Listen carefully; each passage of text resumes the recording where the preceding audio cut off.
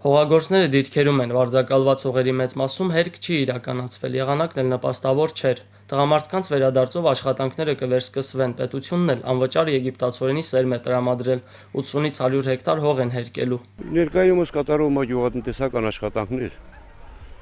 բայց եղանակային պրոբլեմներ կա, որ եղանակները խանգարում են այդ աշխատանքներին։ Մոտավորապես մի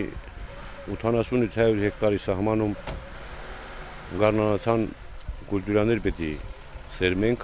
որ եղանակը այսօրվա դրությամբ խանգարում է։ Գյուղի դպրոցում 200-ից ավելի աշակերտ է սովորում, 2 մանկապարտեզ է գործում, հիվանդանոցն էլ սպասարկում է 4 բժիշկ, բնակիչների մեծ մասն աշխատանքով ապահովված է։ Հին ծառայողները այսօրվա դրությամբ գտնվում են դիրքերում, ամենաջակցություններ ստացել են կառավարության կողմից։ Հենց առանձնակի գյուղի